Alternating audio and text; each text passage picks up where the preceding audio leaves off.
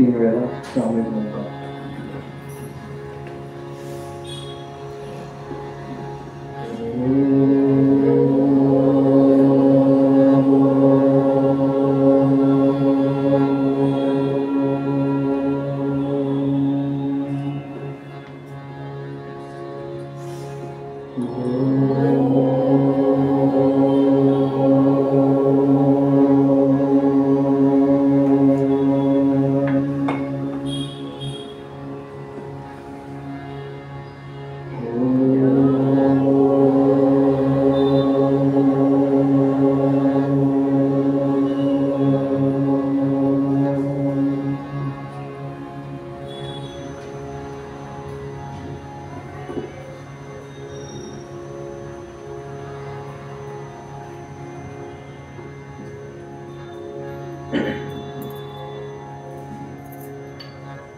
श्रीमन्महागणाधिपतये नमः.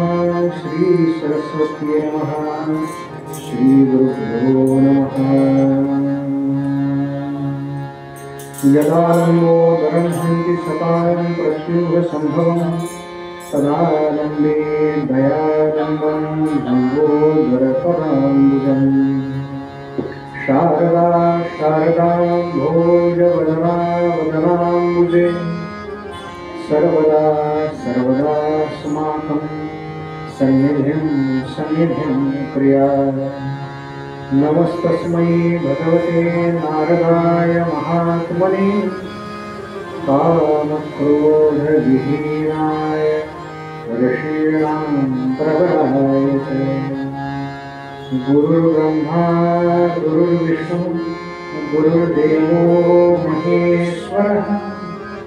गुरु साक्षात् परब्रह्म तस्मै श्री गुरवे नमः.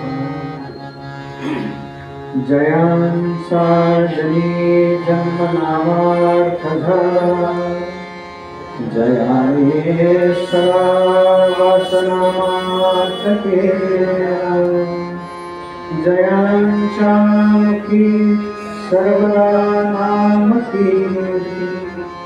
नमस्कार ब्रह्मचैतन्यं सुखासारिके पूर्ण वैराग्यजातं वसिष्ठापरिज्ञान योगेश्वरासि कवि वाल्मीका सारिकामान्यैः. नमस्कार माता सद्गुरु रामदास. अलंकापुरी पुण्यभूमि पवित्र जिथे नांदतो ज्ञान राजा सुपात्र. जया महापुण्य राशि. नमस्कार माझा सद्गुरु ज्ञानेश्वरासी.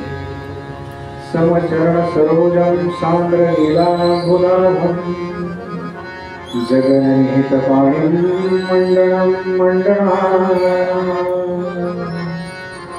तरुणतुलसीमाला कन्धरं कञ्जनेत्रं सदयधवलहासं विठ्ठलं चिन्तयामि. कैलासराणा शिवचन्द्रमौळी फणीन्द्रमाथा भ्रुकुटीधर. कारुण्यसिन्धु भवदुःखहारी तुझ दीन शंभो मजकोणकारी. मूकं करोति वाचालं पंगुं लंघयते गिरिं. यत्कृपातमहं वन्दे परमानन्दमाधवम्. नारायणं नमस्कृत्य नरं चैव नरोत्तमं देवीं सरस्वती व्यासं ततो जयमुदीरये. या देवी सर्वभूतेषु शक्तिरूपेण संस्थिता. नमस्तस्यै नमस्तस्यै नमस्तस्यै नमो नमः। सर्वमङ्गलमाङ्गल्ये शिवे सर्वार्थसाधिके शरण्ये त्र्यम्बके गौरी नारायणि नमोस्तुते। भगवती जगदम्बा माता की जय।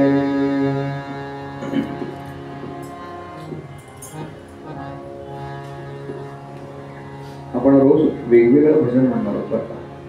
म्हणजे ज्यांनी भागवत ऐकलंय किंवा रामकथा ऐकली त्यांना माहिती आहे ओम नमो भगवते वासुदेवाय किंवा श्रीराम जय राम जय जय.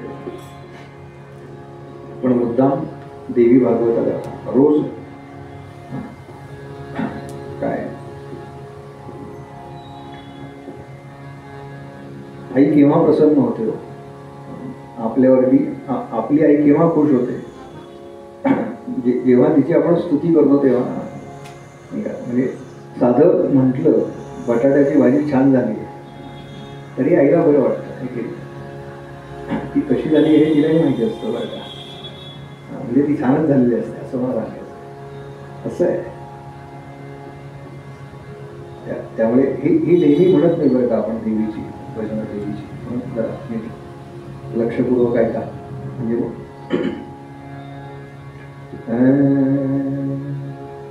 दुर्गा दुर्गती नाशिनी जय जय. हा दुर्गा दुर्गती नाशिनी जय जय. दुर्गा दुर्गती नाशिनी जय जय.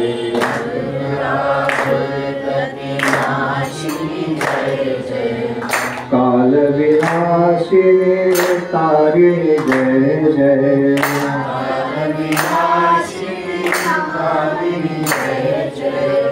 काल विनाशिनी तारिणी जय जय.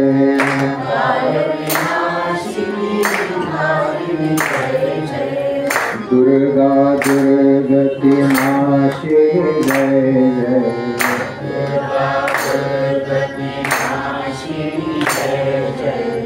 दुर्गा दुर्गति नाशिनी जय जय.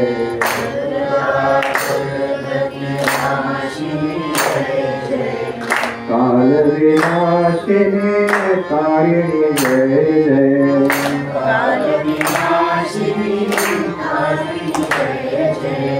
काल विनाशिनी तारिणी जय जय.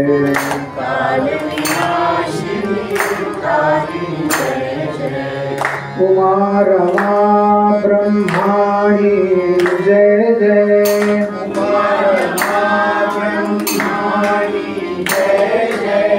उमा रमा ब्रह्माणी जय जय.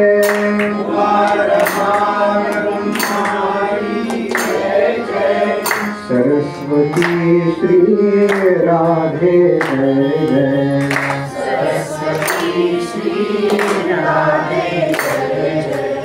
सरस्वती श्री राधे जय जय.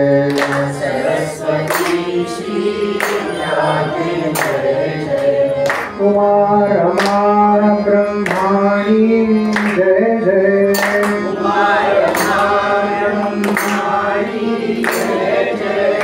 उमा रमा ब्रह्माणी जय जय.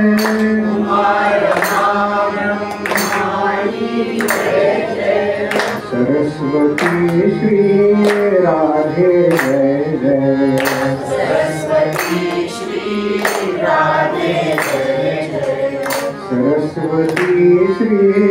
राधे जय जय.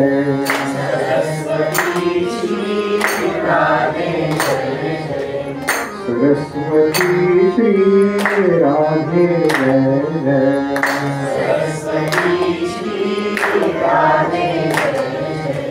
जगदम्बा माता की जय.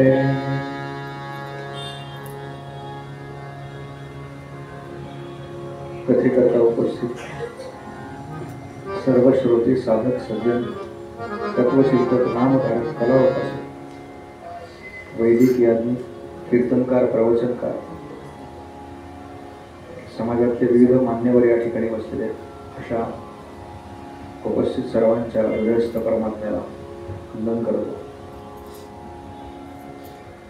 आणि आजच्या निरूपण भागाला सुरुवात करतो.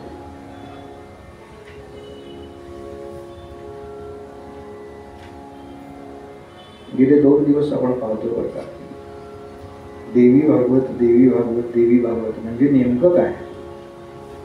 काल आपण महात्म्यातला महात्म्य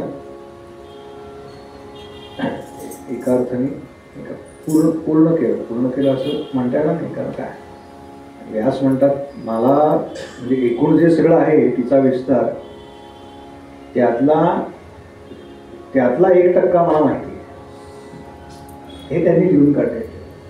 व्यासोच्छिष्टम जगत सर्व.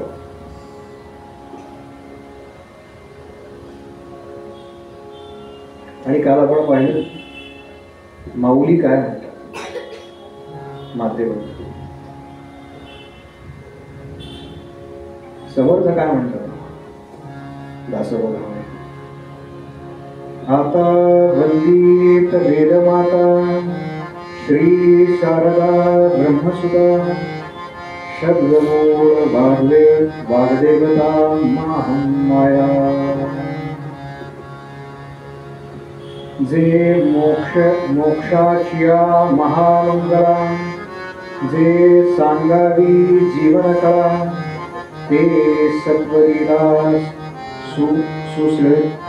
सुशीतळा लावण्य खाणी.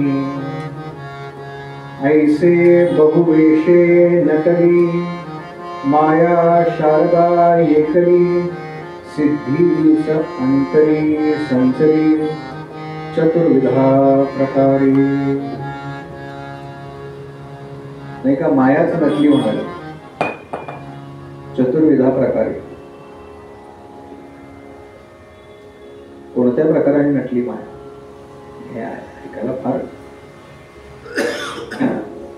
इतका अवघड्यावर काय कळायला दासबोध कळायला फार अवघड आहे. त्या मनाने बाकी किमान वाचतं तरी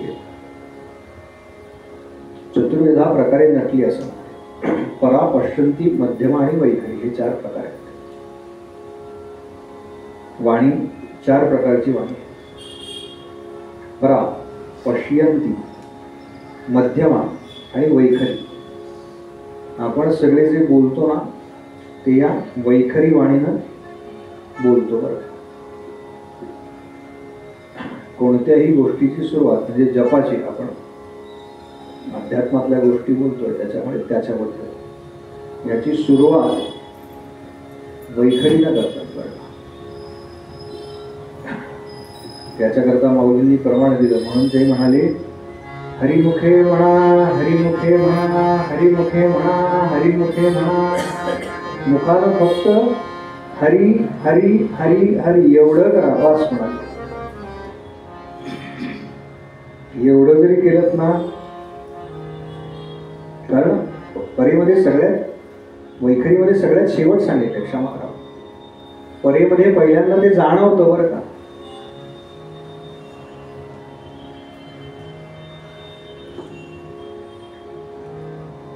खरं तर प्रवास उलटा आहे पण सांगताना तो असं सांगतात बरं का. मुखानं किमान ते आत चालू पाहिजे.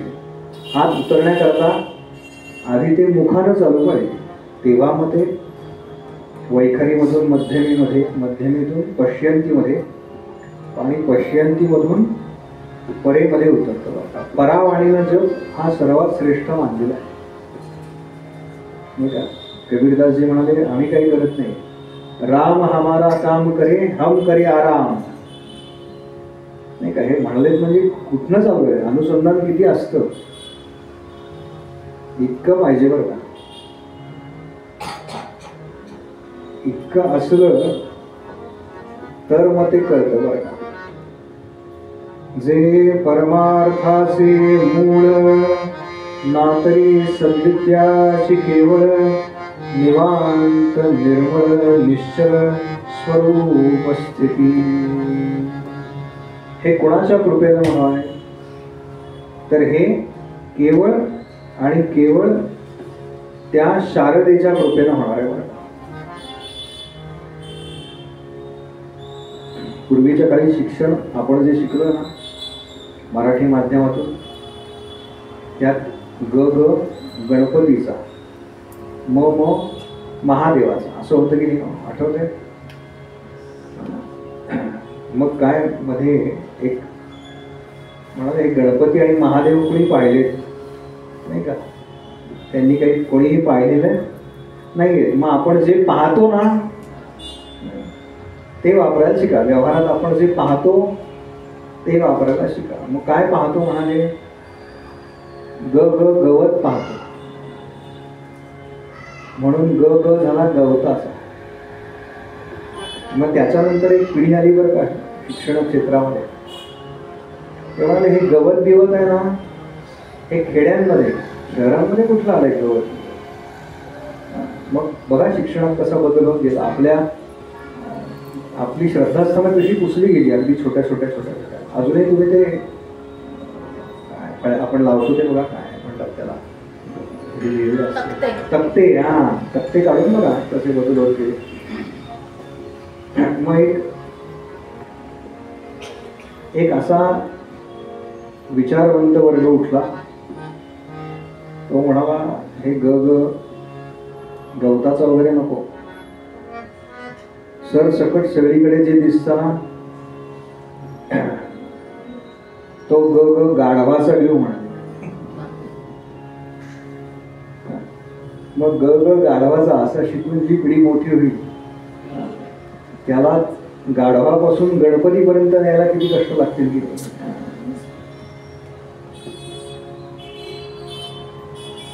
सगळ्यात सोपं असतं बरं का लहान मुलांवरती चुकीचे संस्कार करणं, हे सगळ्यात सोपं असतं. कोरी पाटी असते ना त्यांची, ते अनुकरणप्रिय असतात बरं का. मी बऱ्याच वेळेला सांगतो बरं का, बहुतेक सगळ्या ठिकाणी कथांना कधी ना कधीतरी मी हे सांगतो, छान नमस्कार करा बरं का. हल्ली नमस्काराची स्टाईल आली आहे.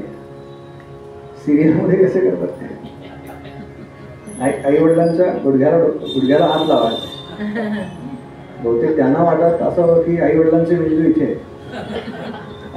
काय नमस्कारात कसली आली स्टाईल. आणि हे सांगून होत नाही बरं का, हे सांगून होत नाही, लक्षात घ्या. अनुकरण, तू नमस्कार कर यानं होणार, ते पाहत असतात आपण करतोय का, तसं आपण करतोय का, तर पुढची पिढी करा. कारण ती काही ग ग गणपतीचा असं शिकून मोठी झालेली नाही. पक्क लक्षात ठेवा. काल एक गोष्टीचा उल्लेख करायचा राहिला म्हणावा, ते म्हणजे त्या मुलीचा मुलगा झाला. पुन्हा ती कथा आपण ऐकली का, इला, पहिलं नाव तिचं इला, नंतरचं सुद्युम्न.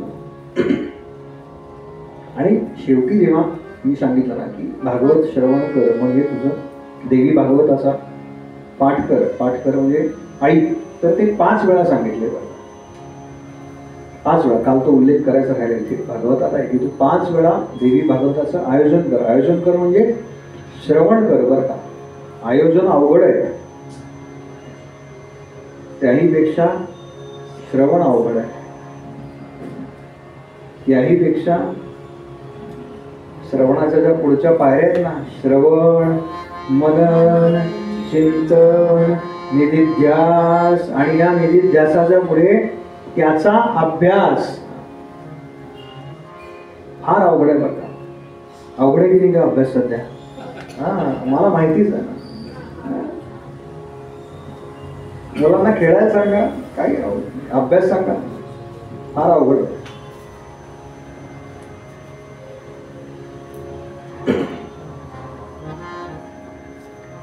आणि तिथे त्या देवी भागवताचं 5 वेळा श्रवण करायला सांगितल्यानंतर तो काय आयुष्यभर त्याला पुरुष पूर्ण प्राप्त झाले. इथे श्रीमद भागवताचं, देवी भागवताचं महात्म्य संपत आणि त्याच्यानंतर प्रत्यक्षामध्ये देवी भागवताला सुरुवात होते. ओम सर्व चैतन्य रूपां तां आद्यां विद्यां च धीमहि बुद्धिं ज्ञानः प्रचोदयात्। ओम मंगलाचरण आहे बरं का. पहिलं ओंकारामध्ये सगळं विश्व सामावलेलं आहे. ओम नमो जी आद्या वेद प्रतिपाद्या जय जय स्वसंवेद्या आत्मरूपा. ओम मंगलाचरण घेण्याची पद्धतच आहे बरं. सगळ्यांच्या अंतर्यामी असलेली चेतना शक्ती. मी पहिल्या दिवशी सांगितलं, संपूर्ण जग हे शक्तीनं संचलित आहे. शक्तीशिवाय काही नाही. आपण आजारी असलो तर बघा उठवतं का? आपण काय म्हणतो, अगदी शक्ती गेल्यासारखं वाटतंय आहे की नाही? मग तो जीव तसाच आहे, त्याच्यामधलं परब्रह्म तत्व तसंच आहे. काय नाही आहे? शक्ती. ते परब्रह्म तत्व सुद्धा शक्तीच्या सहकार्याशिवाय काम करू शकत नाही. पक्क लक्षात ठेवा. आद्य शंकराचार्य त्यांनी अनेक गोष्टींचं खंडन केलं बरं का. चुकीच्या गोष्टी काढून टाकल्या. आणि एकदा कोणीतरी त्यांच्याशी बोलताना म्हटलं बरं का की शक्ती हे सर्वश्रेष्ठ आहे. शंकराचार्यामध्ये काय त्यांचा विषयच वेगळा, निर्गुणाचे उपासना. म्हणाले शक्ती वगैरे काही श्रेष्ठ नाही. मी खंडन करून दाखवतो शक्तीचं. शक्ती सर्वश्रेष्ठ आहे या विधानाचं मी खंडन करून दाखवतो. झालं काय ठरलं, तो वाद ठरला.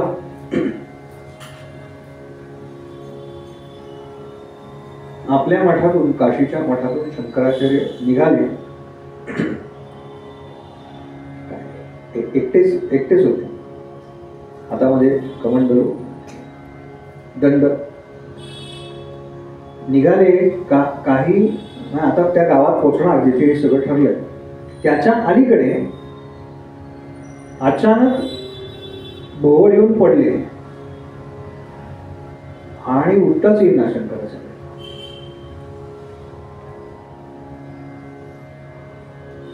आणि तेवढ्याच शंकराचार्यांनी पाहिलं की 5-6 वर्षाची छान छोटी मुलगी, डोक्यामध्ये गजरा माळलाय, परकर बुरकर असलाय, मुक्ताई हो साक्षात मुक्ताई अशी बाजूने चालली आहे बरं का. शंकराचार्यांनी कशी तरी तिला हात मारली. अगं इकडे काय कळे ना, आवाज खाली गेला एकदम. बरं हा कमंडल होता तो खाली पडला. चक्कर आला नाही का आपलं? बघा काय होतं. ती जवळ गेली बरं का. गुरुजी काय झालं तुम्हाला? ते म्हणाले अगं मला चक्कर आली बरं का, कसं तरी होतंय. जरा समोरून नदी वाहते, त्यातलं थोडं पाणी आणून देतेस का प्यायला? ती म्हणाले मी कशाला आणून देऊ? अहो तुमच्या हातभर लांब कमंडलू पडलाय, 4 पावलावरती नदी आहे. तुम्ही उठा, कमंडलू उचला, नदीमध्ये जा आणि पाणी घ्या. काय सोपं आहे गुरुजी. शंकराचार्यांना बोलवत नाही बरं का. अगं मला ते शक्य असतं तर मी केलं असतं, पण माझ्या अंगात शक्तीच नाहीये. का काय नाहीये म्हणाला तुमच्या अंगात? साक्षात जगदंबा होती बरं का. शंकराचार्य म्हणाले अगं शक्ती नाहीये माझ्या अंगात. तिनं कमरेवरती हात ठेवले. बहुतेक ती आवडती बोल असणार बरं का सगळ्या देवांनी. कमरेवरती हात ठेवले आणि म्हणाले तुमच्या अंगात शक्ती नाहीये आणि तुम्ही शक्तीशिवाय काहीही करू शकत नाही हे तुम्हाला कळतंय, तरी तुम्ही शक्तीचं खंडन करायला निघाला. शंकराचार्यांनी स्तोत्र लिहिले बरं का तिथे देवीचं, क्षमापराधात स्तोत्र म्हणून जे ना ते शंकराचार्यांनी तिथे रचलंय. क्षमा कर देवी मला, मी असं म्हटलो तुझ्याबद्दल. शक्तीशिवाय या गोष्टी आपण म्हणतो ना, काय दोन प्रकारच्या पॉवर्स असतात. एक आत्ताच्या भाषेत सांगतो बघा, एक असते मसल पॉवर आणि दुसरी असते मनी पॉवर. आहे की नाही? फार खाली उतरून सांगतोय मी, पण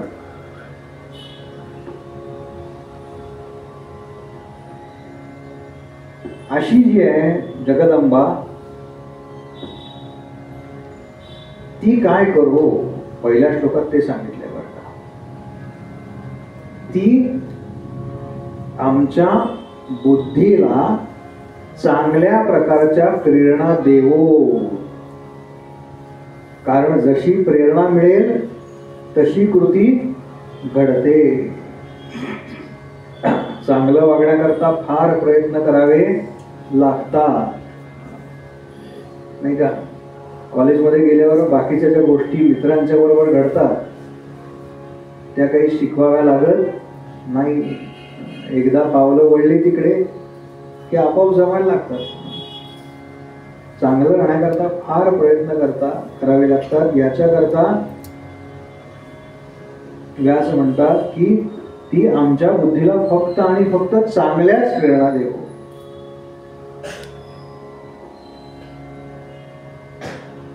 आणि आपल्या सगळ्यांना माहिती, या पुराणांची सुरुवात सगळी, नाही का, नैमिषारण्य क्षेत्रामध्ये 88,000 ऋषी जमून ते एका सत्राचं आयोजन करतात. 1000 वर्ष चालणारा यज्ञ, रोज 1000 वर्ष एकाच प्रकारचा प्रयोग करायचा. यज्ञ म्हणजे प्रयोग. त्यात हे सगळे जमले आणि विविध पुराणांचं श्रवण चाललंय. तिथे हे सांगितलंय बरं का.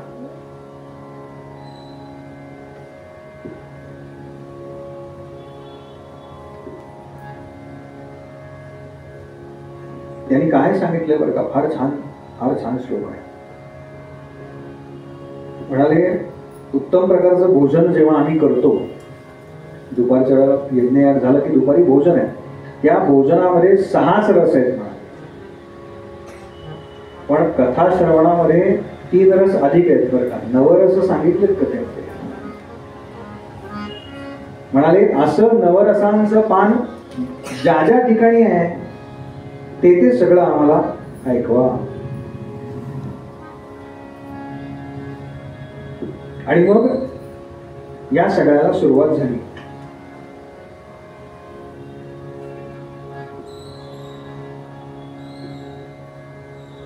हे तुम्ही कधी ऐकलं नाही का? भागवतामध्ये सगळेजण खरं बोलतात, नाही का? नाहीतर आपल्याकडे उलट असतं. मी तुला सांगतो ऐक, माझं काय, आपल्याला वाटतं माझं आहे बरं का, काही आपलं नाही बरं का. फक्त लक्षात ठेवायचं, व्यासोच्छिष्टम जगत सर्व.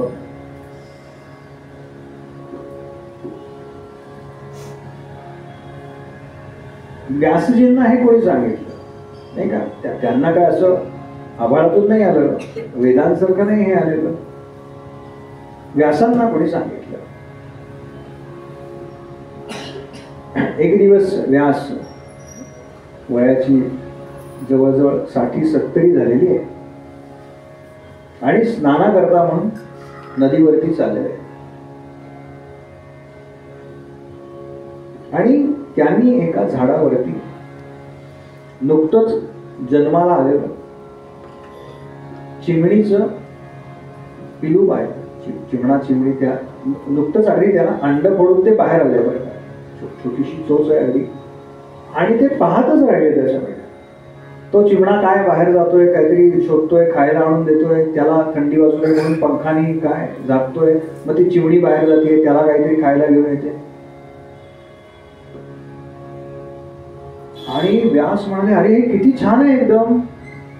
हा, गृहस्थाश्रम एवढा छान आहे, एवढा सुखदायी आहे. मला तर आतापर्यंत हे माहितीच नव्हतं. आणि कुठपर्यंत गेले बरं का ते. म्हणाले, हे दोघ जण त्या आपल्या लहान बालकाचं, पिलाचं इतकं रक्षण करतायत, इतकं खाऊ पिऊ घालतायत त्याला, इतकं थंडी वाऱ्यापासून जपतायत की जणू काही हा मोठा होणार आहे आणि यांचा सांभाळच करणार आहे की काय. माणसाचं असंच असतं की हा मोठा झाल्यावर आपल्याला जरा तरी सांभाळेल.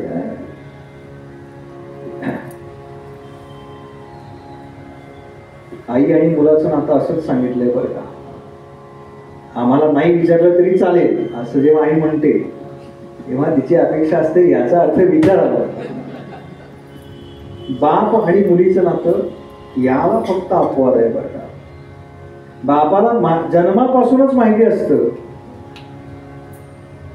तिला दुसरीकडे द्यायचंय, तरी सुद्धा तो त्याच्यापेक्षा अधिक सांभाळ करतो मुलीचा. लक्षात ठेवा, बाप आणि मुलीचं नातं फक्त सांगितलं याच्यात की ज्याच्यामध्ये कोणताही स्वार्थ नाही. बाकी सगळ्या नात्यांमध्ये स्वार्थ सांगितलाय.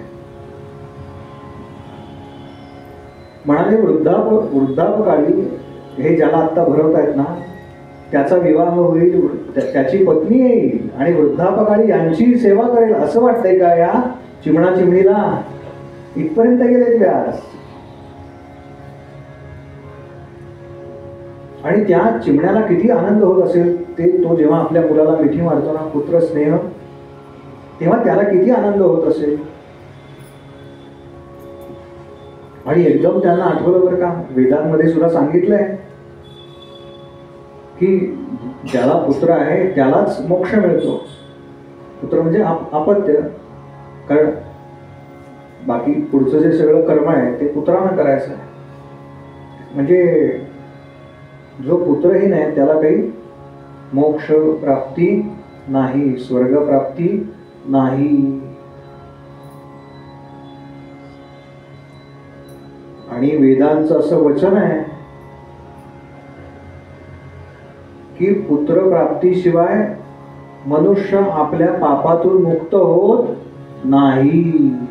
अरे बापरे, म्हणाले एवढं जर संसारामध्ये सुख आहे मग मी उगाचच तपश्चर्या करायला बसलो. आणि एकदम लक्षात आलं, अरे असा विचार येऊ कसा शकतो माझ्या मनामध्ये. याचं कारण तो आधी आला असताना 60-70 आहेत बरं का. अपत्य प्राप्तीचा विचार हा जर 20-25 आला तर त्यात काही गैर नाही. व्यास सांगतायत बरं का.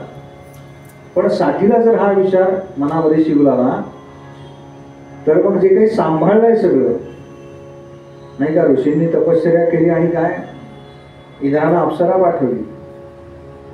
ते गाणंच आहे, अप्सरा आली आणि तपश्चर्या भंग करून गेली. हे कसं काय म्हणाले चालणार नाही.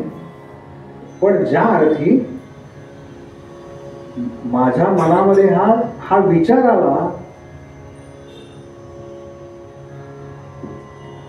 त्या अर्थी याच्या मागे निश्चित कोणीतरी प्रेरणा देणार असणार. आणि ही प्रेरणा नक्की कोणाची आहे हे कशानं कळतं बरं का.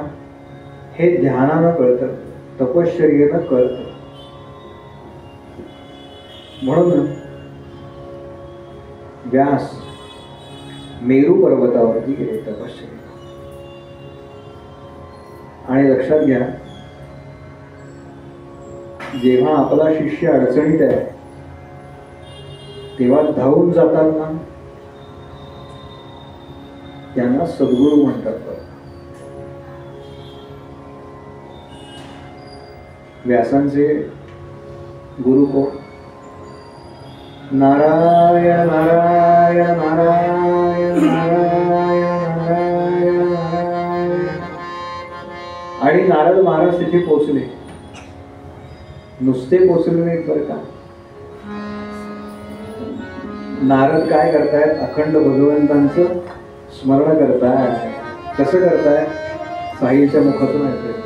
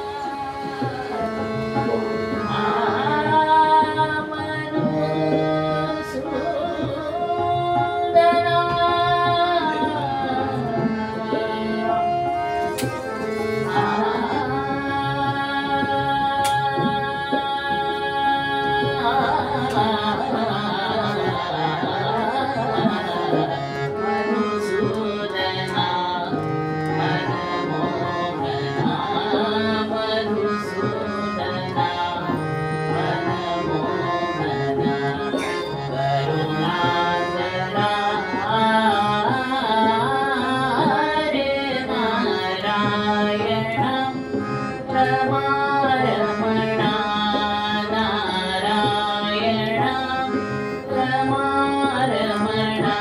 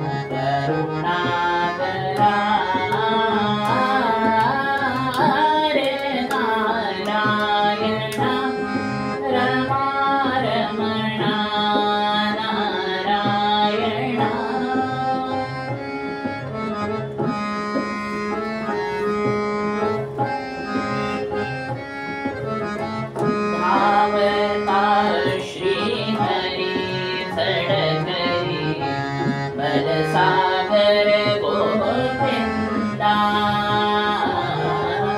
सावता श्री हरि सडकरी बल सागर गोविंदा धावता श्री हरि सडकरी बल सागर गोविंदा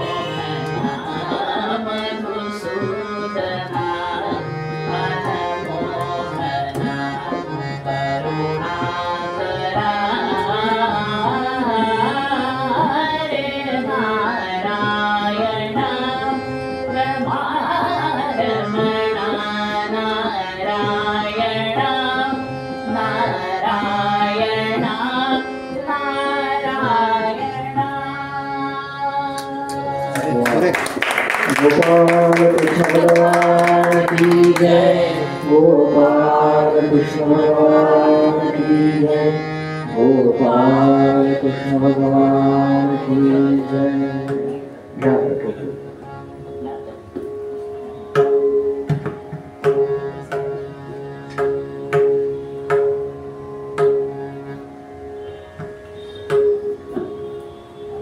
नारद आले याचं कारण आहे, व्यासांना प्रश्न पडलाय बरं का,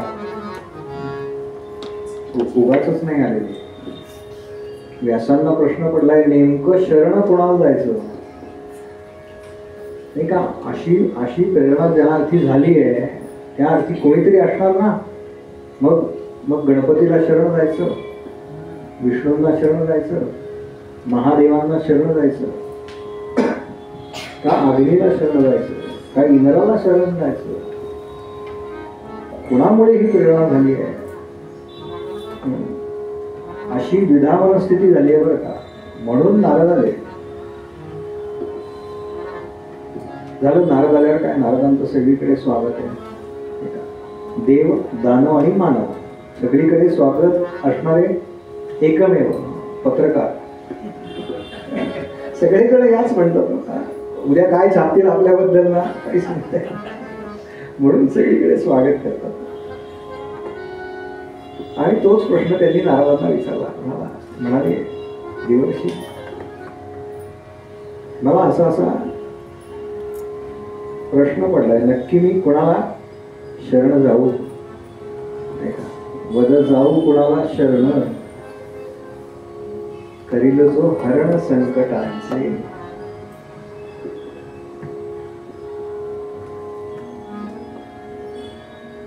तेव्हा नारद सांगतात, हे मुने, तुम्ही जो प्रश्न आत्ता विचारलाय ना की मी नेमका कोणाला शरण जाऊ, नाही का, म्हणून संत म्हणाले बाकी कोणाला शरण जाण्यापेक्षा धरावे ते पाय आधी आधी, सद्गुरु वाचोनी सापडेना सोय, धरावे ते पाय आधी आधी. मला नेमक्या कोणत्या शक्तीचे पाय धरले पाहिजे, जी शक्ती माझ्यामधून प्रवाहित होईल बरं का, हा त्याचा मागचा अर्थ आहे. सद्गुरु शक्तिपात करतात म्हणजे काय करतात वेगळा विषय आहे, पण सहज आला म्हणायचं हा, आपल्यातली शक्ती संक्रमित करतात. कितपत, पहिल्या दिवशी मी सांगितलं नाही का, 20 व्होल्टचा बल्ब असतो, 15 व्होल्टचा असतो, 100चा असतो, 60चा असतो, जेवढी झेपेल तेवढीच. मग पुढचं काय लिहिलं, आपण सारिके करीती तात्काळ नाही काळ वेळ तयार. हे केव्हा, जेव्हा तो त्यांनी सांगितलेल्या बोधावरती पक्का होतो तेव्हा. ते काही आज सांगितलं आणि उद्या जमलं अशातलं नाही, पक्क लक्षात ठेव. नारद सांगतात, ब्रह्मदेवांनी हाच प्रश्न एकदा भगवान महाविष्णूंना विचारला.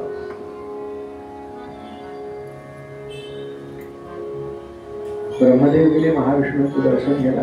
विष्णू ध्यानात आहे, डोळे मिटलेले, ध्यान मुद्रा लावलेली आहे. ब्रह्मदेवांनी नमस्कार केला. म्हणाले, विष्णू तुम्ही कोणाचं ध्यान करता नाही का, म्हणजे मला तर आतापर्यंत असंच माहिती आहे की सगळेजण तुमचं ध्यान करतात, तुम्ही कोणाचं ध्यान करता, म्हणजे तुमच्यापेक्षा कोणी मोठा आहे हेच मला माहिती नाही.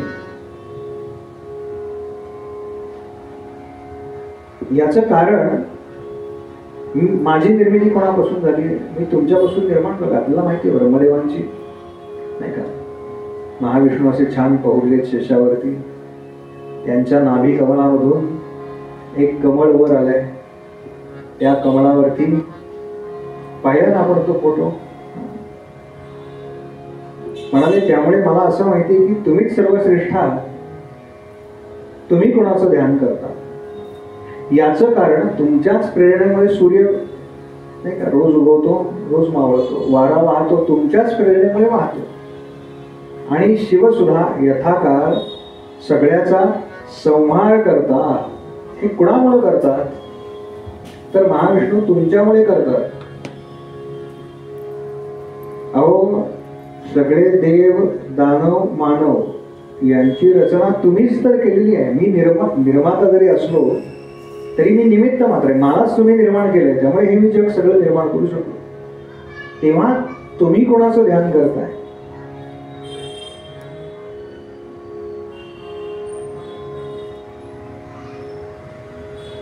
विष्णू म्हणाले अरे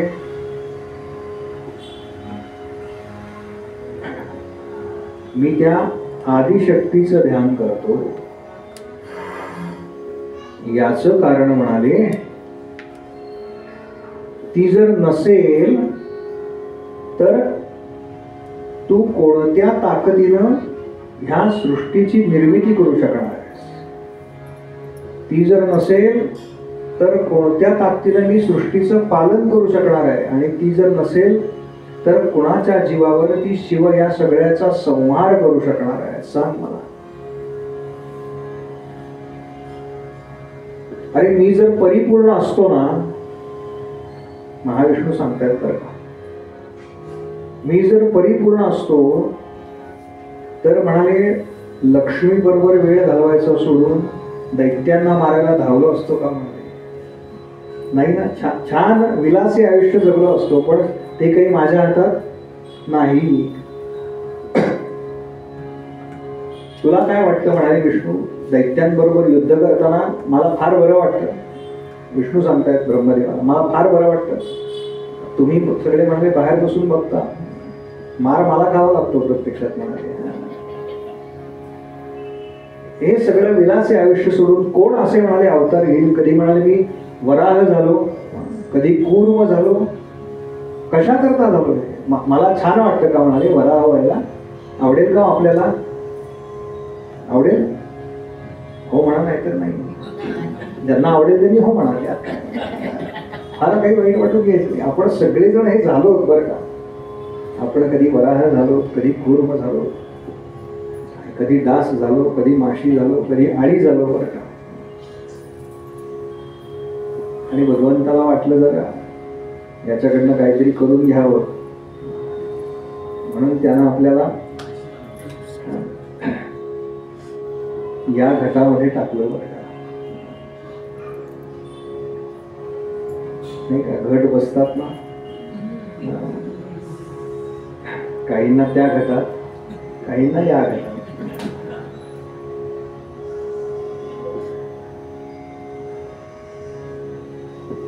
अरे एकदा तर तुला सांगतो, ह्या आदिशक्तीमुळे मला माझं मस्तक कापलं गेलं आदिशक्तीच्या प्रेरणेमुळे, आणि पुन्हा मला माझं काय मूळ मस्तक आलं. हे कशामुळे झालं म्हणाले? कोणाला आवडतं म्हणाले घोडा व्हायला? हैग्रीव नावाचा अवतार मला घ्यायला लागला. कसा आहे म्हणले तो?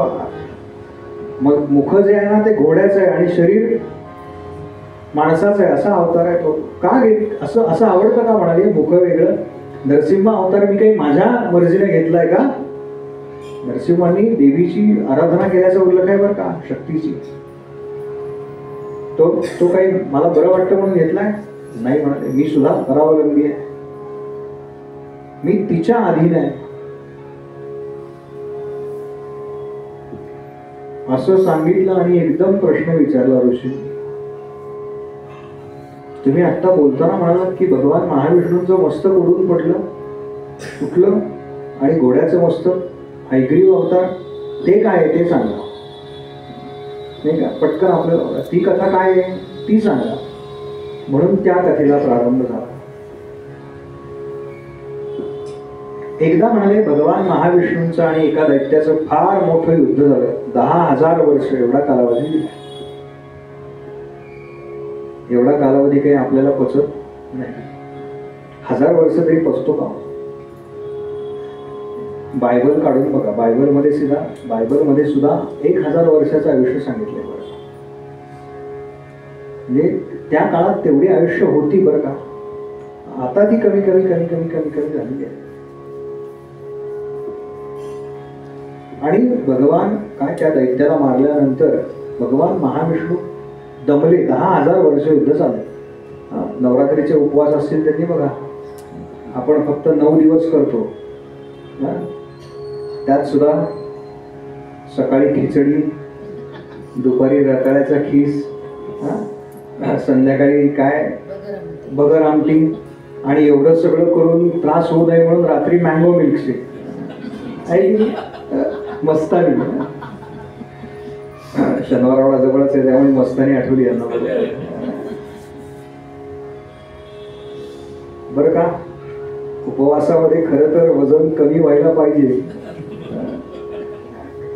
म्हणजे काही ग्रॅम तर व्हायला पाहिजे की नाही. काही नाही बरं का होत. आठवत बघा काही होत नाही. बाकीच एवढं काय काय आपण भरत असतो. यांचं तर 10,000 वर्ष युद्ध चाललंय. दमले बरं का महाविष्णू. आणि पाहिलं तर कुठेच काही नाहीये. युद्धाचा तो सगळा परिसर आहे. सगळे दैत्य मारले. आणि एक अशी जागा बघितली जिथे जरा बसता येईल. आणि पाहिलं तर थकल्यावरती आपल्याला झोप येते बघा. बऱ्याच जणांना तर कीर्तनात प्रवचनात सुद्धा येते. इतके थकतात ना ऐकून ऐकून ऐकून ऐकून. गोपाल कृष्ण भगवान की. असं म्हटलं की जाग येते अनेकांना. अरे बापरे गजर झाला वाटतं. म्हणून त्यांनी आजूबाजूला बघितलं तर काहीच नाही. गादी नाही, औशी नाही. म्हणून त्यांनी काय केलं, तो धनुष्य जो होता तो जमिनीमध्ये ते टोक इथे असं झोपले. झोप लागते बघा. सुखी माणसाला कुठेही झोप लागते आहे की नाही. त्याला काय गादीच पाहिजे, उशी पाहिजे, काय नाही. आपलं मागे ते झालं.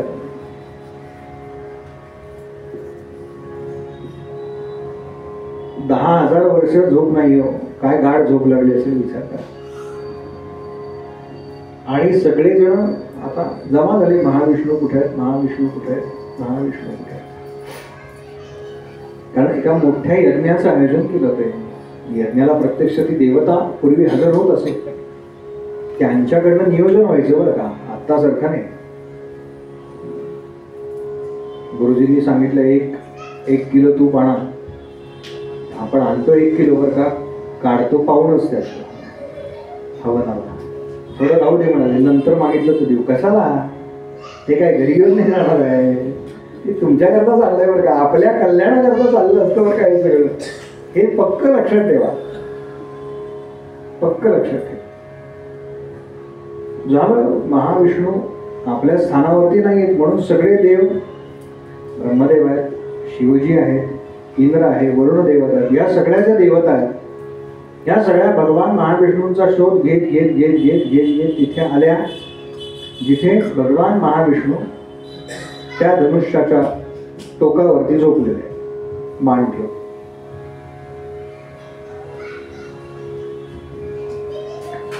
ब्रह्मदेवांनी पाहिलं महाविष्णू झोपले. त्यांनी शिवजींकडे पाहिलं. म्हणले शिवजी तुम्ही उठवता का? शिवजी म्हणाले छे, झोपेतनंच एखाद्याला उठवलं तर महापाप लागतं. शिवांच्या मुखातलं श्लोक आहे बरं का, माझं सांगत नाहीये.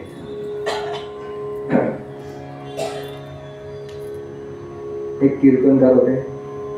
त्यांचा एका गावामध्ये महिना होता. एक श्रोते पण फार जबरदस्त असतात ना. काही ठिकाणी तर इतके चांगले अनुभव येतात ना. एक श्रोता अगदी पुढे येऊन बसायचा. म्हातारे होते. आणि एकदा जय जय राम कृष्ण हरी, जय जय राम कृष्ण हरी. असं चालू झालं.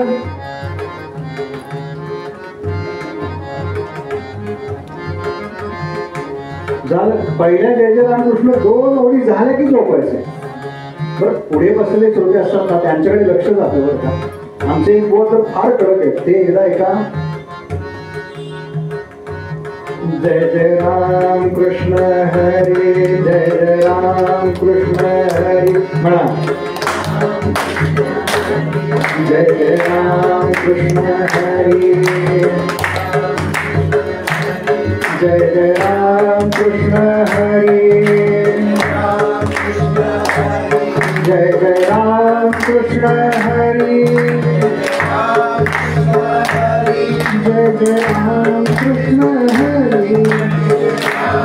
जय जय राम कृष्ण हरी, जय जय राम कृष्ण हरी, जय जय राम कृष्ण हरी, जय जय राम कृष्ण हरी.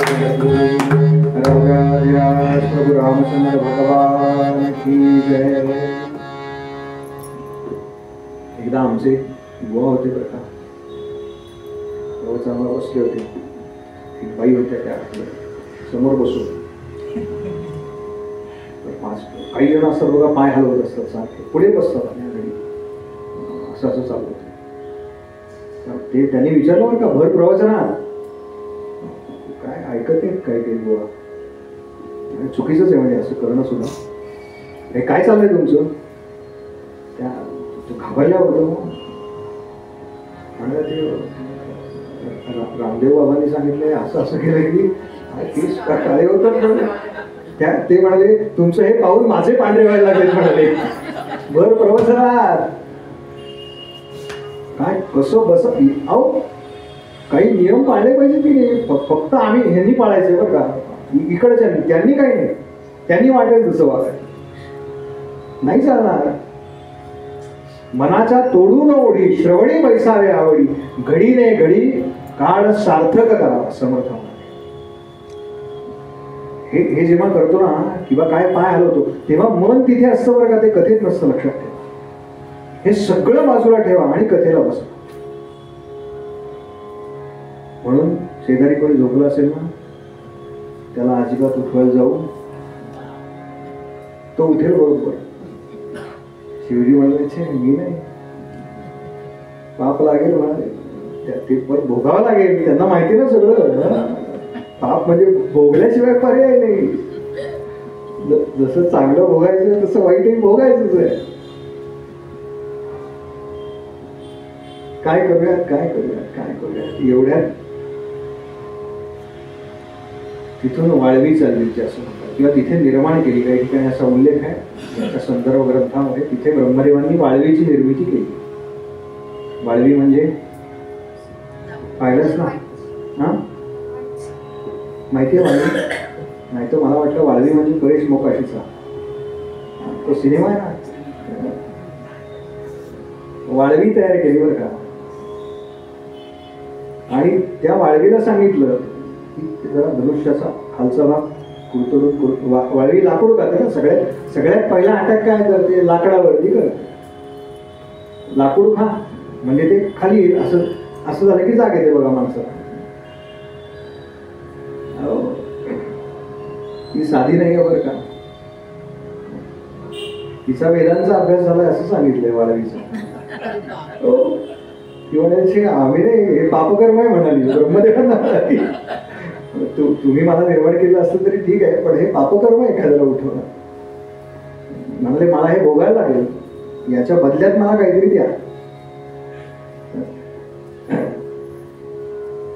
हे बघा बरं का, तुम्हाला दोघांना सकाळी आई वडील आपल्याला लवकर उठवतात की नाही, ते आपल्या कल्याणाकरता उठवतात बरं का. त्यांना काही पाप वगैरे लागत नाही. त्यांचं ते कर्तव्यच आहे नाही का. हल्लीचे आई वडील काही पूर्वीसारखं प्रोडक्शनच बंद झालं. खाष्ट सासू आहेत का कुठे आता? ते ललिता पवार वगैरे आठवत बघा. अशा सासू हल्ली बनतच नाहीत बरं का. देवाने ते प्रोडक्शन साचाच बाजूला टाकलाय. हा अगदी पहिल्याच दिवशी सांगतात सुद्धा, तू अगदी मला आई म्हणलंस तरी चालेल. आमचे गुरुजी म्हणतात, विषाच्या बाटलीवरचं लेबल बदललं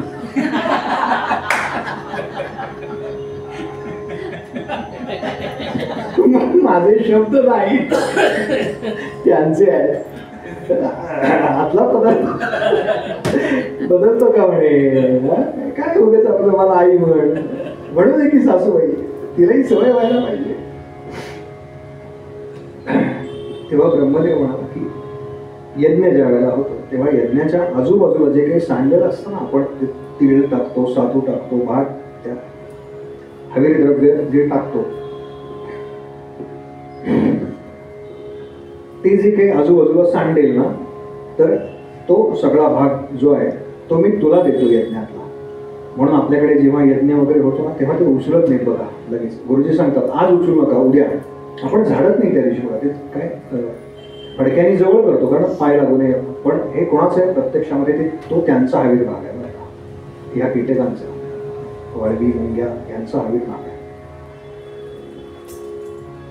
झालं. आता तिला काहीतरी मिळालं म्हटल्यानंतर तिनं सुरुवात केली हळूहळू हळूहळू ते धनुष्य खालनं तोडायला सुरुवात केली. तो जरा असा गोल पोखरला दिला, बरोबर बरोबर.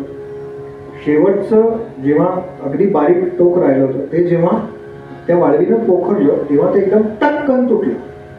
आणि तुटल्यानंतर काय झालं, त्याचा जो वरचा भाग होता ना तो भगवान महाविष्णूंच्या मानेमध्ये घुसला आणि शिर वेगळं झालं. आणि कुठे पडलं तर सागरामध्ये पडलं. बरं, त्याचा कल्लोळ एवढा होता, धूळ एवढी आकाशामध्ये उडाली की कोणाला मुळात पहिल्यांदा काय झालं हे कळलंच नाही. जेव्हा ते सगळं शांत झालं काही कालावधीनंतर तेव्हा कळलं की अरे बापरे असं झालंय. ब्रह्मदेव म्हणाले, बाप मी काय करायला गेलो आणि काय झालं माझ्याकडनं, मी फक्त त्यांना उठवायला गेलो. पण हे कोणामुळे असं झालं, कोणामुळे हे निद्रिस्त झाले. तर त्यांच्यामध्ये जी तमोगुणी शक्ती आहे, सत्व, रज आणि तम, ह्या तमोगुणी शक्तीच्या ते आधीन झाले म्हणून ते निद्रावश झाले. मग कोणाची आराधना करायला पाहिजे तर त्या शक्तीची आराधना करायला पाहिजे. म्हणून या सगळ्यांनी शक्तीची आराधना केली बरं का. तिथे सर्व मंगल मांगल्ये शिवे सर्वार्थ साधिके शरण्ये त्र्यंबके गौरी नारायण नमोस्तुते.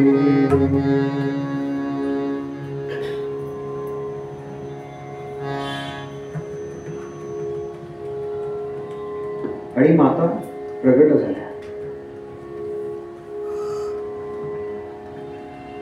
त्या म्हणाल्या की ह्या सगळ्याच्या पाठीमागे माझी अशी योजना आहे की हयग्रीव नामक एक दैत्य, हा दैत्य अत्यंत म्हटला आहे.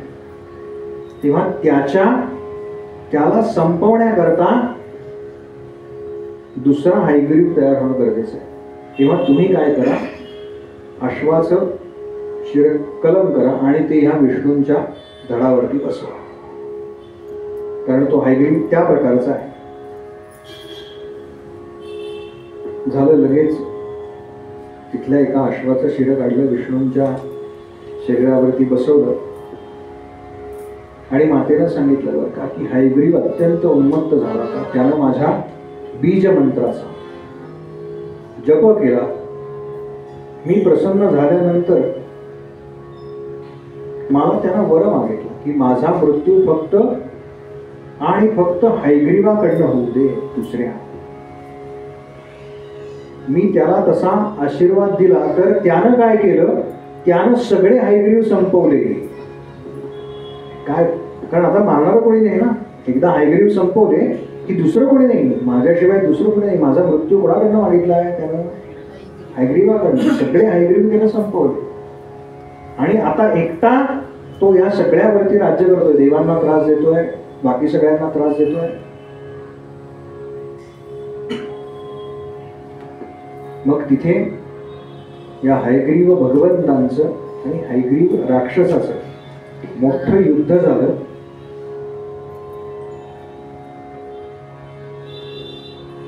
त्यामध्ये हयग्रीव राक्षसाला हयग्रीव भगवंतांनी संपवला.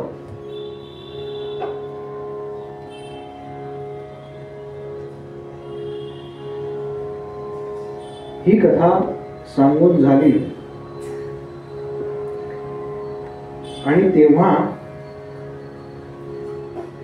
भगवंत सांगतायत बरं काय, मी जर स्वावलंबी असतो, मी जर पूर्ण असतो तर मी हे असं काही घडू दिलं असतं का माझ्या बाबतीत? मी काही स्वावलंबी नाही, मी पूर्ण परात्पर नाही.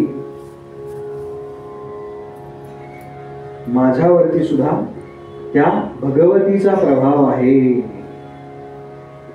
तिचाच हा सगळा खेळ रचलेला आहे आणि त्याच्यामुळेच हे असे वेगवेगळे अवतार मला धारण करावे लागतात.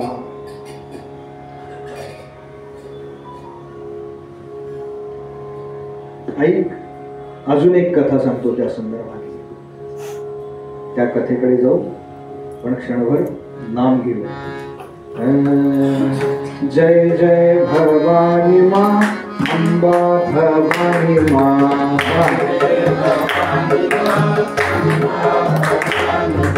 जय जय भवानी माँ, अम्बा भवानी माँ.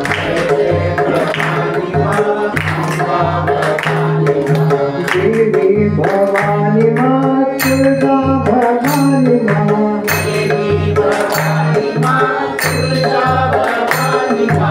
देवी भवानी माँ, दुर्गा भवानी माँ. देवी भवानी माँ, दुर्गा भवानी माँ. देवी भवानी माँ, दुर्गा भवानी माँ. शंका भवानी माँ, दुर्गा भवानी माँ.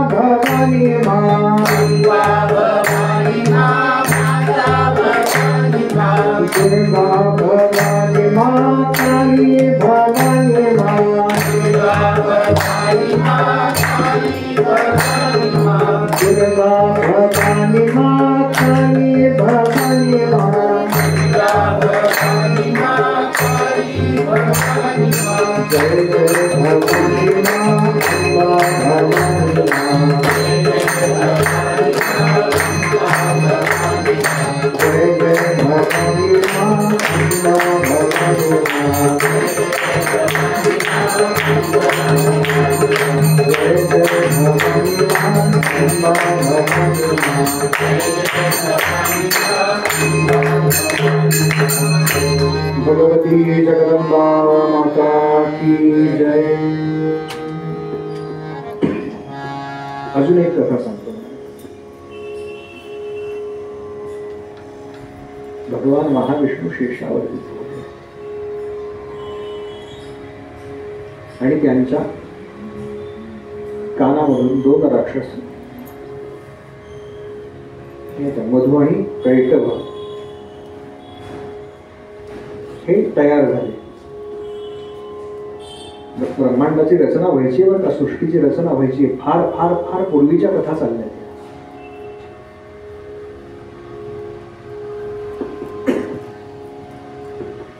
बर, भगवान महाविष्णूंपासून जन्म झालाय त्यामुळे स्वाभाविक सामर्थ्य, प्रचंड सामर्थ्यवान आहेत हे दोघे, पण राक्षस आहेत.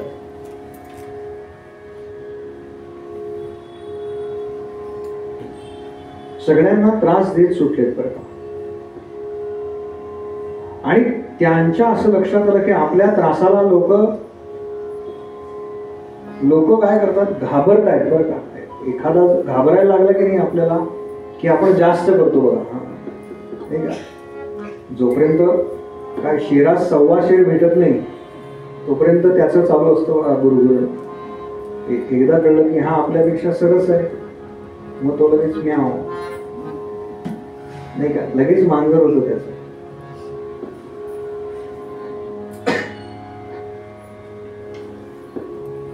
यांनी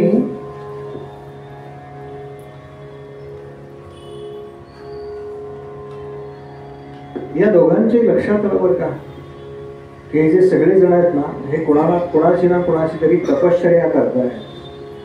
आणि असुरांनी अधिक तपश्चर्या केल्याचा उल्लेख आहे बरं का देवांपेक्षा.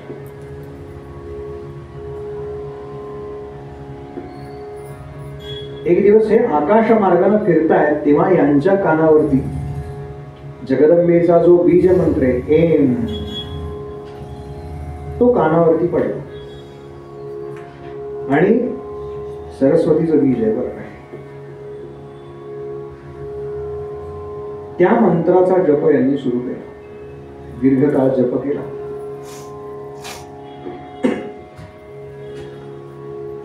हे देवदेवता फार पटकन प्रसन्न होतात बरं का. म्हणजे आपल्या मनात जास्त काळ राग राहतो, देवतांच्या मनात राहत नाहीतर आपण किती अपराध केले त्यांचे तरी त्यांना ठेवलंय ना आपल्याला व्यवस्थित.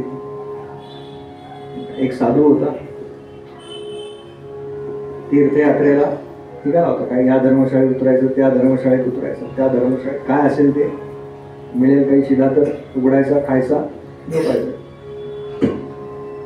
तो ज्या धर्मशाळेत उतरला त्याच खोलीमध्ये अजून एक जण होता. तो एकदम, याची काही देवावरची श्रद्धा विद्या नव्हती, नास्तिक होता.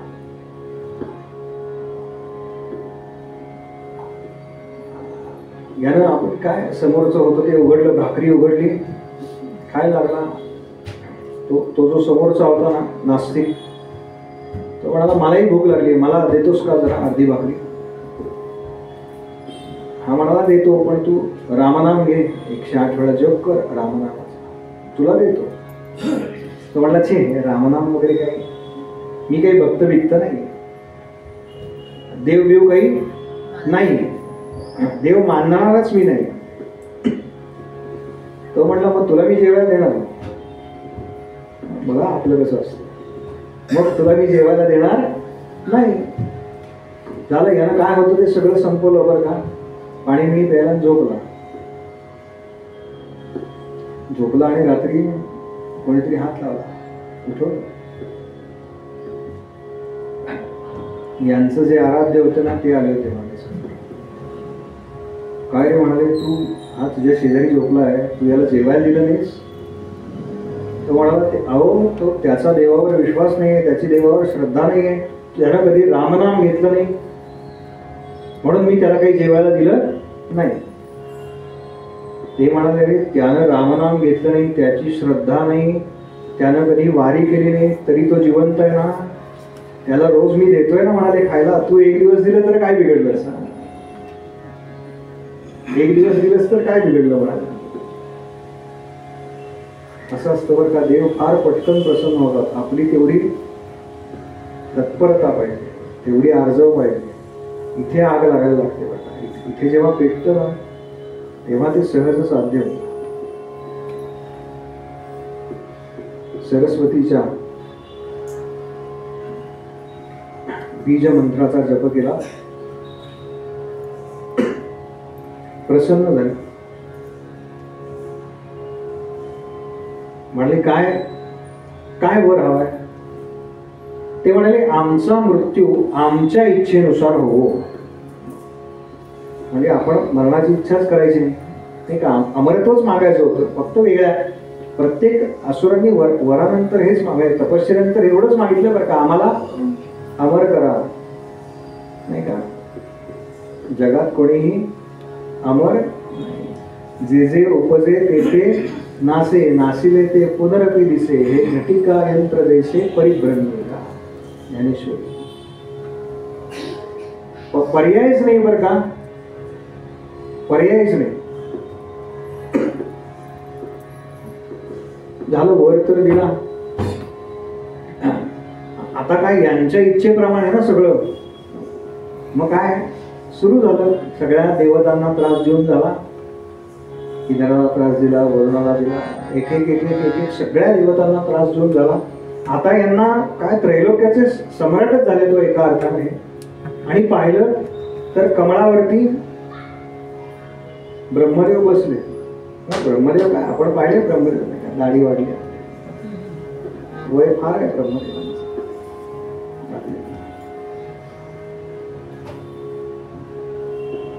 लांबूनच आवाज दिल्यावर का उठा, झोपला असेल कुठे तर उठा. काय ही वेळच आहे बरं का. निद्रा देवी आता बाहेर पडतात बरं का, ही शिवगणांची वेळ आहे खरी बरं का. संध्याकाळात सायं हा जो काळ सांगितला ना सगळा, हा शिवगण फिरतात तो काळ आहे बरं का. म्हणून यावेळेला काय करायला सांगितले आपल्याकडे, शुभं करोति कल्याणं आरोग्यं धनसंपदा शत्रुबुद्धि विनाशाय ज्योतिर्नमोस्तुते. हे सगळं ह्या वेळेला म्हणायला सांगायचंय. रामरक्षा या वेळेला म्हणायची आहे. आपण आपलं YouTube लावतो,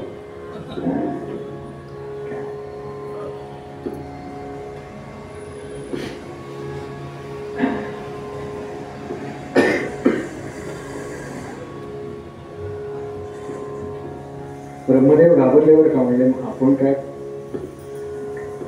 त्यांच्या याच्यात फायटिंग लिहिले नाही ना कुठे,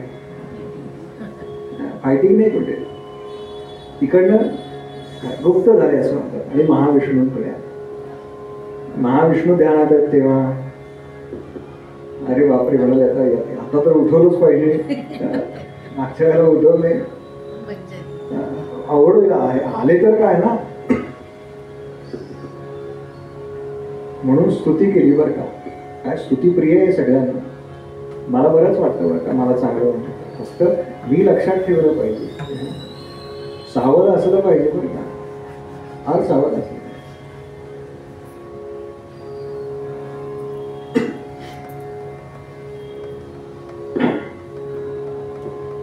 झालं ध्यान झालं, समाधीतनं उतरले आणि भरपूर मोठी स्तुती आहे विष्णूंची.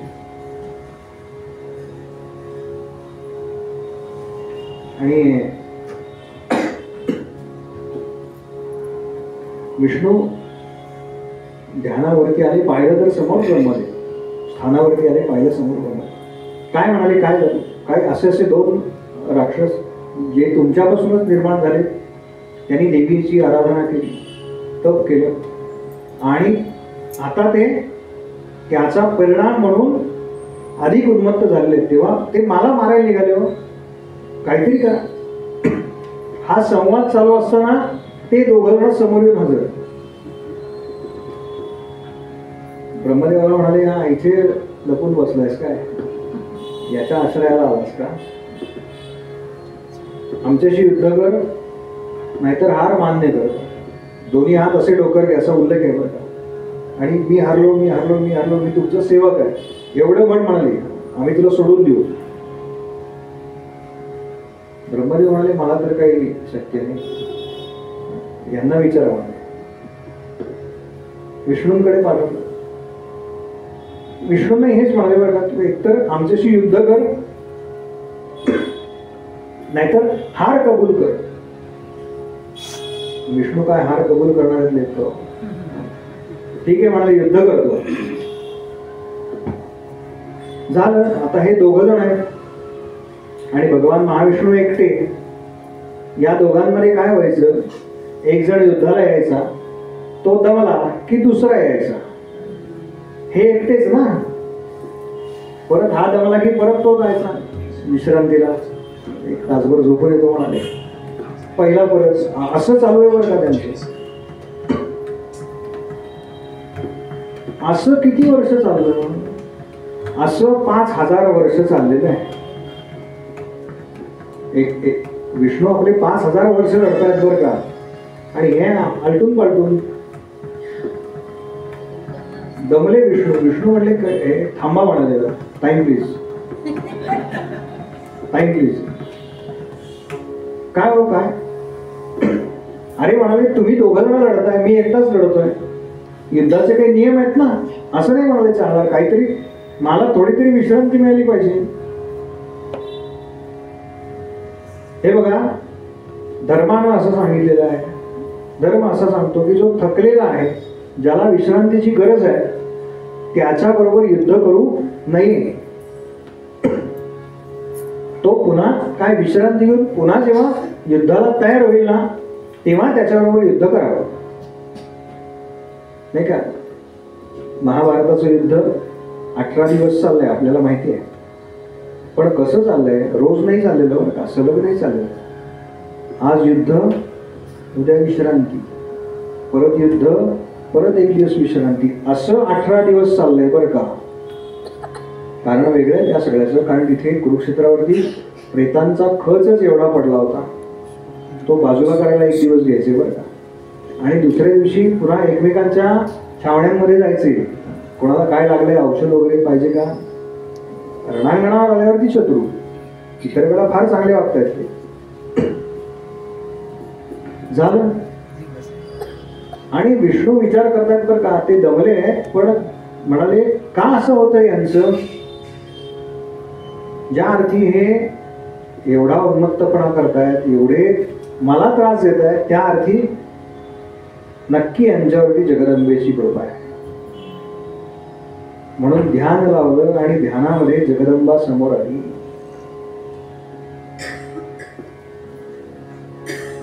आणि जगदंबेला म्हणाले, जगदंबे किती कठीण वर दिल्यास ग तू यांना. ते कशाला अभिलाषा करतील ना मृत्यूची. जगदंबा म्हणाली, हीच तर माझी माया आहे. तुला कामाला लावायचं ना विष्णू, म्हणून मी हे सगळं केलंय. काय करू जगदंबे? म्हणाले, अरे किती किती छान योद्धे आहेत ते, बघ ना. असं कर, त्यांच्यावरती प्रसन्न हो. बघा काय कल्पना दिली आहे. त्यांच्यावरती प्रसन्न हो. विष्णूंना कळलं बरं का काय सांगायचं जगदंबे. झालं, पुन्हा गेले युद्धाला उभे राहिले आणि म्हणाले, अरे काय जबरदस्त योद्धे आहात तुम्ही, हे विष्णू सांगतायत बरं का. आणि मागे जगदंबा प्रगट झाली स्त्री वेशामध्ये. अत्यंत सुंदर रूप घेतलं जगदंबे. आणि ती त्या राक्षसांकडे पाहते बरं का. त्यांनी पाहिलं बरं का, मागे कोणीतरी स्त्री उभी आहे, भुलले स्त्री वेशाला. भगवान महाविष्णू म्हणले, काय जबरदस्त ताकद आहे तुमची, मी तुमच्यावरती प्रसन्न आहे. तुम्हाला काय पाहिजे तो वर मागून घ्या माझ्याकडून. बघा आता परिस्थिती उलटी झाली आहे बघा. भगवान महाविष्णू खुश झाले त्यांच्यावरती आणि यांना म्हणतायत, तुम्हाला काय पाहिजे तो वर मागून घ्या. यांनी पाहिलं, अरे एक एवढी सुंदर मुलगी आपल्याकडे बघते आणि हा म्हणतोय वर मागून घे. खरं तर आपणच याला वर द्यायला पाहिजे, काहीतरी जरा शायनिंग मारू. आत्ताच्या भाषेत थोडं सोपं बोलून सांगतो. हे म्हणाले, तू काय आम्हाला वर देणार? हा, तूच काहीतरी वर माग आमच्याकडे. हा म्हणा, बघा मी वर मागितला तर शब्द फिरवायचा नाही. नाही का आता काय, त्या जगदंबेच्या मायेने एवढा प्रभाव पडला होता. ते म्हणाले, नाही शब्द फिरवा. मग भगवान विष्णू म्हणाले, तुमचा मृत्यू माझ्या हातनं होईल असा शब्द द्या म्हणाले मला. हा वर द्या. किती अंध झालेत बघा जगदंबेच्या मायेपुढे. ठीक आहे म्हणाले, तसंच होईल, पण तू अशा जागी आमचा वध कर जिथे पाणी नाही तोपर्यंत ब्रह्मांडाची रचना झालेली नाही, सृष्टीची रचना झालेली नाही, तेव्हाच्या कथा आहेत त्या. जिथे पाणी नाही अशा ठिकाणी आमचा वध कर. म्हणून भगवान महाविष्णूने आपला आकार वाढवायला सुरुवात केली बरं का. नारामधून, नार म्हणजे पाणी, नारामध्ये ज्यांचं शयन आहे, नारामध्ये ज्यांचं अयन आहे ते नारायण. त्या सागरामधून बाहेर बाहेर बाहेर बाहेर एवढा मोठा प्रचंड आकार वाढवला, प्रचंड आकार वाढवला, प्रचंड आकार वाढवला. आणि आपल्या ज्या 2 मांड्या होत्या ना, तिथपर्यंत ते त्या नाराच्या वरती गेले बरं का. त्याच्यावर सगळं हे गुडघ्यापर्यंत खाली सगळं पाण्यात आहे. एवढा विस्तीर्ण देह गेला. आणि त्या दोघांना आई कशी आपल्या बाळाला मांडीवर घेते ना, तसं भगवान महाविष्णू म्हणाले, हे बघा माझ्या मांड्या एकदम कोरड्या आहेत. तिथे त्यांना दोघांना बसवलं आणि एकदम असं डास मारावा इतक्या सहजतेनं मारलं.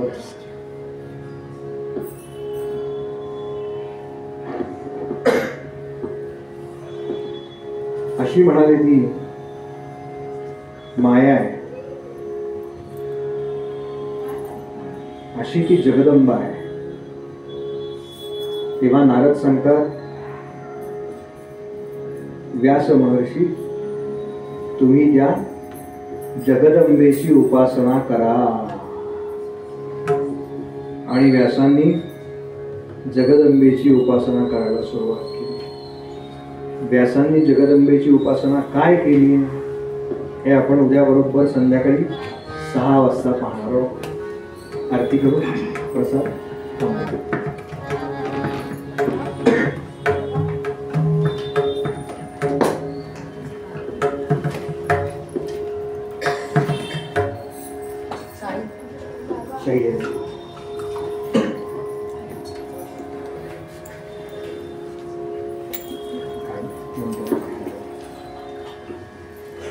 आरती झाल्यानंतर आपल्याला देवीचा गोंधळ ऐकायचा आहे बरं का. तो आल्या म्हणला मी देवीचा गोंधळ म्हणणार आहे, काय हरकत नाही.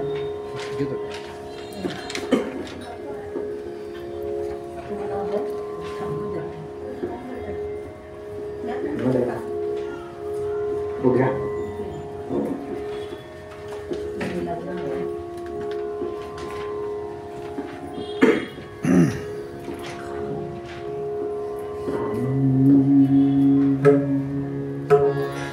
जय जय जगदंबे श्री अम्बे रेणुके कल्पकदंबे.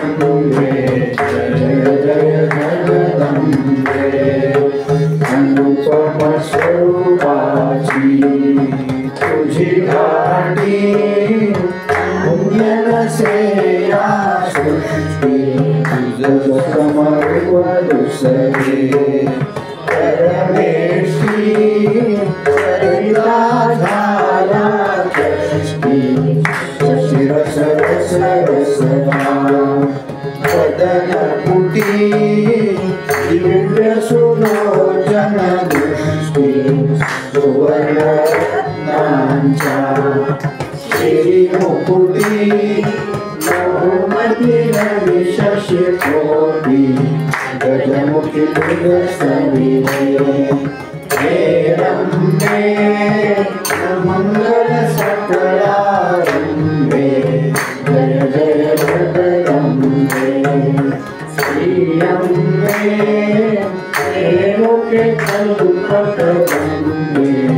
जय जय जगदम्बे कुमुकुमचिरी शोभे कस्तुरी तिलकदलाटी. नासिक सर्व अनुभवती दृष्टिनामृत रस कोटी. समान जनुलमया जनुकोटी सागर लोचन विपुटी.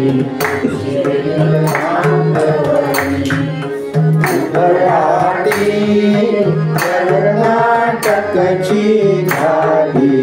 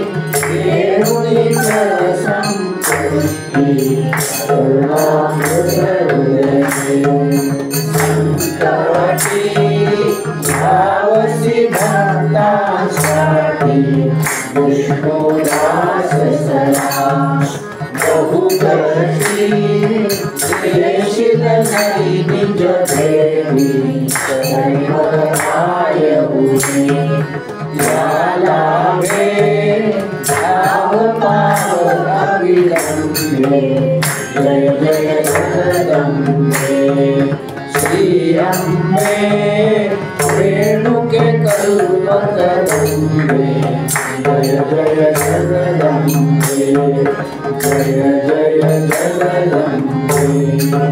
जगदम्बे।